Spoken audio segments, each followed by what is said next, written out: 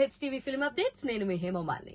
మరి సంక్రాంతికి రాబోతున్న సినిమాలో ముఖ్యంగా అటు డాకు మహారాజ్ అంటారా, ఇటు గేమ్ చేంజర్ అంటారా అంటే కాదు, డాకు మహారాజ్ తో గేమ్ చేంజర్ లేదా గేమ్ చేంజర్ తో డాకు మహారాజ్ అనేటట్టు సిచ్యువేషన్స్ అయితే కనిపిస్తున్నాయి. అంతేకాదు ఈ రెండు సినిమాలకి చాలా సిమిలారిటీస్ ఉన్నాయి. అటు రామ్ చరణ్ కి ఇటు బాలయ్య బాబుకి ఎన్నో సిమిలారిటీస్ ఉన్నాయి. ఆ సిమిలారిటీస్ ఏమన్నాయో ఇప్పుడు డిస్కస్ చేసుకుందాం. First thing, so cinema Sankranti బరిలో రాబోతుంది, ఇది ఫస్ట్ సిమిలారిటీ అనుకుందాం.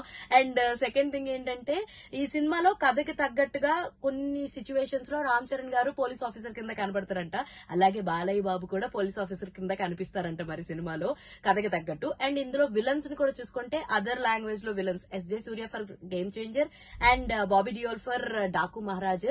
సో అక్కడ కూడా. అండ్ ఇందులో సెకండ్ ఫీమేల్ లీడ్ కి ఎక్కువ క్యారెక్టరైజేషన్ ఉండబోతుంది, ఇంపాక్ట్ ఉండబోతుంది అని చెప్పి మనం చూసాం. సో అలా చూసుకుంటే అంజలి గారు ఫర్ గేమ్ చేంజర్ అండ్ శ్రద్ధా శ్రీనాథ్ గారు ఫర్ డాకు మహారాజ్. అండ్ ఆ తర్వాత వీళ్ళిద్దరికి మ్యూజిక్ డైరెక్టర్ తమనే అన్నమాట. సో తమన్ ఎలా బాలయ్య బాబు అంటే ఎలా ఉంటారో మనం చూసి ఉన్నాం కదా, గేమ్ చేంజర్ లో కూడా చూసాం కదా. సో అలా ఇంకా చాలా సిమిలారిటీస్ ఉన్నాయి, చెప్పుకుంటూ పోతే ఒకదాని తర్వాత ఒకటి ఒకదాని తర్వాత ఒకటి.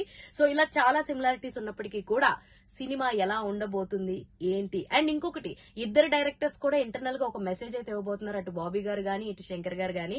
సో ఇలా చూసుకుంటే చాలా సిమిలారిటీస్ ఉన్నాయి. ఈసారి బాలయ్య బాబు గారు అయితే అన్ని సినిమాలు హిట్ అవ్వాలి, అన్ని సినిమాలు కూడా ఆడాలి, అందరూ లాభం పొందాలి అని చెప్పి కోరుకుంటున్నారు. మీరు ఏ సినిమాని చూడడానికి ఎంతో ఈగర్ గా ఉన్నారు? Let me know in the comment section. ఇలాంటి ఇంట్రెస్టింగ్ అండ్ మోర్ వీడియోస్ కోసం ప్లీజ్ డూ ఫాలో హెచ్టీవీ.